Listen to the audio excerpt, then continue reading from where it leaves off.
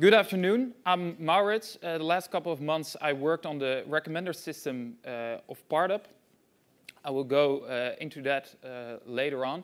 In this 15 minutes I will give you our insights and also share with you why we chose Neo4j as a database in that. Feel free to take pictures or notes, but also be aware that the slides will be shared. Actually, they are already online. They are on my Twitter, and the link is on the last slide. So let's dive into that. But first, PartUp. Why PartUp? This is a classic office about, I think, 100 years ago. And if you look at this office, you see a couple of interesting details. There's a lack of diversity. The desks are almost islands. People have their own task. And of course, there are no communication tools. But now, let's be honest. How many of your offices still look like this? I would like to analyze innovation alongside the economic cycles identified by the Russian economist Nikolai Kondratyev. He saw that we have multiple cycles that drive our economic growth. First, that was, of course, the steam engine. Then came the railway infrastructure. Then electrical engineering produced more economic growth. Then we had petrochemicals, and nowadays that is driven by information technology. In this digital age, that is defined by lean production, flexible manufacturing, minimized inventory, and computer-aided design. I think that is no surprise for this group, but let's zoom in on virtual team formation and the team formation within your organization. Because are you aware that, like is mentioned here, virtual workers are often more productive and also more likely to remain with the organization. And there is even more advantages.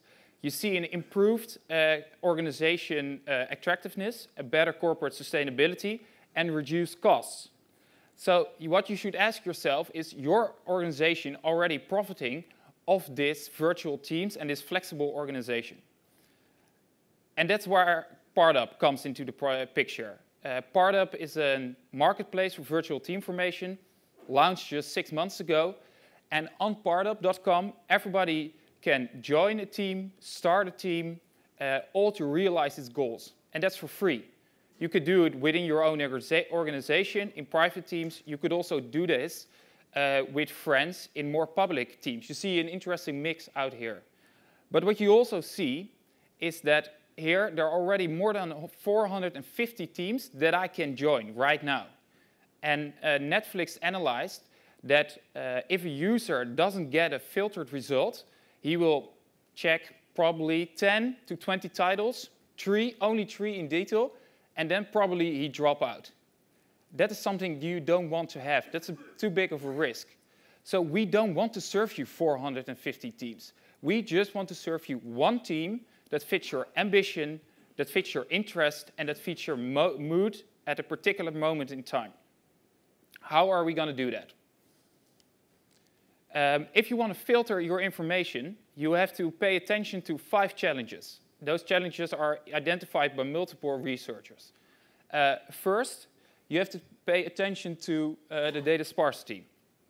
Data sparsity, that is when an item or a user doesn't have enough data points to be analyzed and also be recommended to a user. So that often happens at the beginning of a user joining a platform. There's not a lot of information, and that is why dating sites, for example, give you a couple of introductory questions to learn more about you. Second on is the gray sheep. The gray sheep, that is actually a user with a behavior that's not consistent with other users, and actually the whole behavior is not consistent at all. So it's pretty difficult to give a prediction for that and to adjust your algorithms to it. Then we have scalability. The scalability is important because you don't only want to recommend users like we're doing right now when PartUp is only 6 months old. We also want to use this system next year and the years after that. You have to be adjustable to the user growth that's coming up and also to the catalogus of teams that you want to recommend. Then you have shilling attacks. Shilling attacks are actually fake users who are on purpose putting falsified information into your database, like ratings or comments, to promote their own, in this case, teams, and to make them more popular. So your algorithm has to be robust. And to conclude, synonymy. That is a computer thinks it's pretty hard to understand, for example, the same meaning of a word. Let's say coding and programming. We know that it's the same, but for a computer, that is not directly the same. So we have to put some attention into that. Guys, can you do +1 on my notes, please? Thanks. You have to check on the domain-independent solution, because a domain-independent solution is really future-proof. Actually, the method that I applied, was already originated at Xerox PARC in Palo Alto. Where else? They had a problem over there, because there was a lot of documents coming in, and those documents were just a big stream of information. So what they did as a next step is they thought, okay, let's put it in mailing lists. But the problem of a mailing list is not every document fits just one subject, one mailing list. And you still get a lot of stuff that you don't want. Then they thought, okay, let's do it with some kind of content filter. But a content filter is not really future-proof because it doesn't adjust to the content. And you still don't have all the content that you want. So they came up with collaborative filtering. What if we use the feedback of users to build a profile about the user, and then we can serve him interesting documents based on that profile? That is what they use, and I will explain that later on with a good example. But first, let's take a look at the architecture. This is the architecture of PartUp. The core of PartUp is our Meteor platform. We like to be industry leaders in applying new software. Meteor is a great reactive platform. It stores its data, of course, in MongoDB, but it also sends it to Scala. That's our API. And Scala actually transforms the data and makes it ready for Neo4j. Not all the data, but only the data that we need. That data is then sent on to Neo4j and stored there in our graph database. That's an important distinction. Actually, that graph database was filled first with all the current data that we started up with via our importer. That's a Java tool we built. With all that information that is in Neo4j, that is crunched and read by GraphWhere. GraphWhere is the recommendation framework that I'm using. And GraphWhere looks at the data, analyzes it, builds recommendations, and sends it back to Neo4j. They're stored. That information can be read, sent back, and in the end, it's stored in Meteor. What you see here is we have a hybrid database structure. MongoDB is really good for our platform data, and Neo4j is really efficient for our recommendation data. And so, in this case, both technologies do what they can do best. This is the logical data model that we use in Neo4j. I simplified it a bit by dropping all the properties, but these are actually the node types that we have.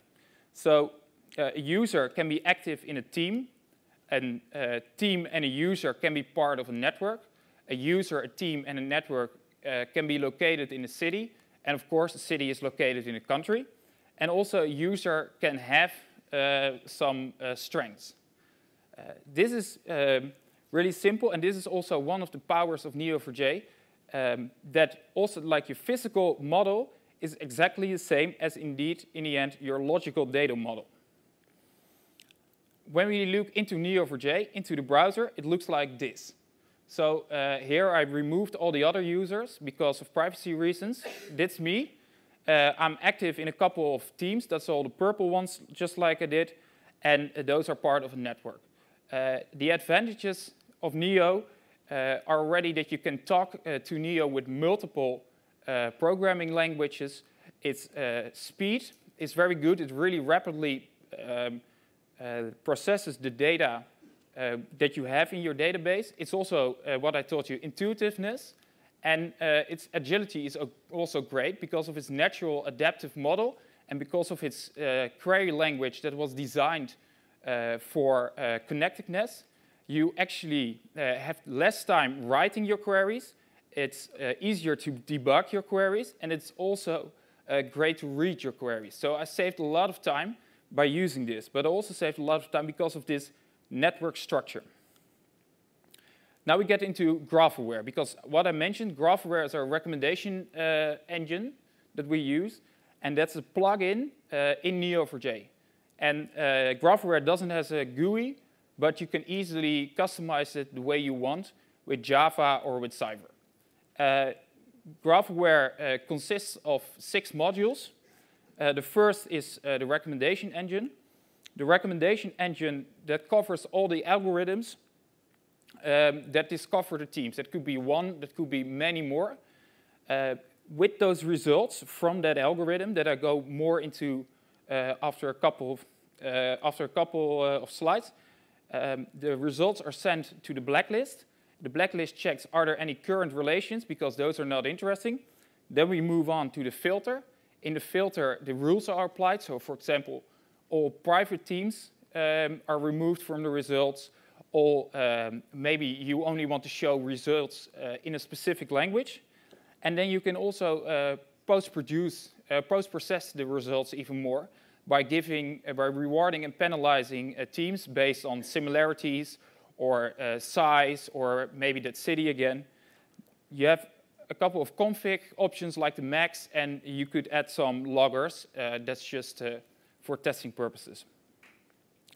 Now we get into a simplified user-based collaborative filtering algorithm. What you see right here is I have a user that's active in 3 teams. There are 3 other users also active in that team. And in the end, those 3 users are again active in another 4 teams. Collaborative filtering is what I told you about, seeing, building a profile about the user, and then seeing what other teams could be fitted to that profile. So if you do it like this, I see my user is active in a team, another user who has probably similar interests is also active in another team. That's one connection. I do that again, but then from a whole different angle. And of course, I can continue with that for all the 12 routes that are available. And then we end up like this. Pretty simple.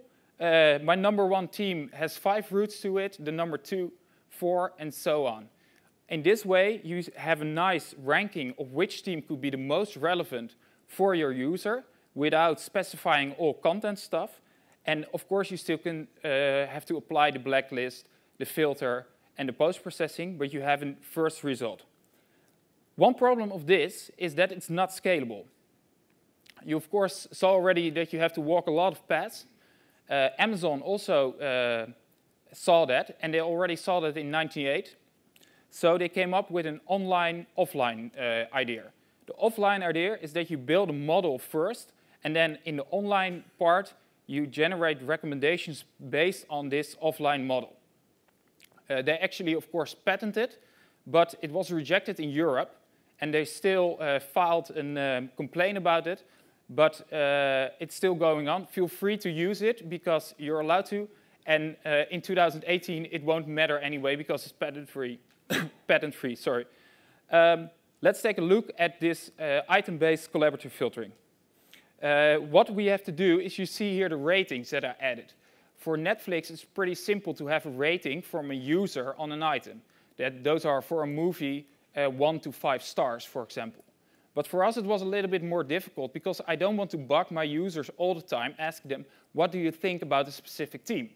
So I came up with a formula based on comments, contributions, paid views, a couple of other variables that gave me a rating, a predicted rating of their participation between 1 and 5.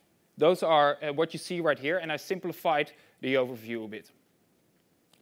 Now, with the Pearson Correlation-based similarity, I calculate the similarity between one team on top and the team that I want to give a recommendation to on the bottom. So what I do, I take all the ratings of the users who are actually active in both teams. I compare those ratings, but I first also normalize those ratings by checking all the other ratings and the average rating of all users on a team. If you do it like this, and you use the Pearson method, you get a rating between 0 and 1 that gives you an indication how similar a team is. Of course, I can do that again, get more information, and if I then combine all that information in the end, that with a weighted sum, I can use the rating that a user has, so the 4.5. I combine that with the 0.8. I combine that with all other steps that he has. And then you get for example, a predicted participation score of 3.6. And what's also important to see right here, that I'm not using the right side anymore. This is exactly what I mean with that offline-online approach, where you say, OK, we already built a model, so if you want to generate recommendations, you don't have to check the stuff on the right side again. Now you are pretty much familiar with the paths that I showed. Let's look at a comparison between a relational store and a graph database. This is actually an example that was on a big social network of 1 million people. And with just 2 steps, let's say a friend of a friend, now there is not much of a difference. But if you go further, if you go deeper, then the differences are pretty going exponentially. Neo4j is faster. Actually, it's way faster. And that is what I like and why I love Neo4j so much. It really is perfect. So good luck with getting these results with your current old database. I also interviewed my users about it. And what I did, I gave them some recommendations and asked them, OK, what do you think about this? And I was really happy to see that they liked my recommendations. They recognized their profile, and they also liked that the results were filtered, finally. But there was also a pity that item-based collaborative filtering that I showed you that didn't have good results. And that's probably because the formula that I came up with to generate that participation score, that's not correct, so we have to work on that. And it's also important that if you show recommendations, you have to show context. So when you always say, OK, these are recommendations for you, that's nice, but also show why you recommended them based on similar teams or similar cities, etc. I'm closing in on the end. Actually, we don't only talk about transparency, we also do it. So all of our stuff is on GitHub. And the API and the importer are already there. And also our Meteor platform is there. So check it out and contribute and learn and work with us and join our developer community. Then to round it up, what I've mentioned, filtering is really needed. It's important. Users cannot overcome that choice dilemma that we actually got with all of us. So you have to put some attention to it. If you do it with a domain-independent approach, you can, then you have a future-proof, scalable solution. Neo4j with GraphWhere, I really like it. It's easy to customize, to make it your own, to use with a lot of different programming languages. It's scalable, but not only your infrastructure should be scalable, also your algorithms. So that's why item-based collaborative filtering is so nice. And it should be hybrid. I also talked about the hybrid database, but also make sure that your algorithms are hybrid, because then you can cover your whole catalogous, and then you also make sure that every user gets the best recommendations. All right, that's it. If you want to know more, come up to me, and I can give you a sneak peek of what we have more in store. Also, visit PartUp.com. It's a really cool platform, and it's ready to change the way you work. Join the movement, be an early adopter. And the slides, like I mentioned, are here. If you want to send me questions, feel free to do so. And now I only want to close off with Guys, please start supporting your users. Use the Neo4j recommender system. Go for it.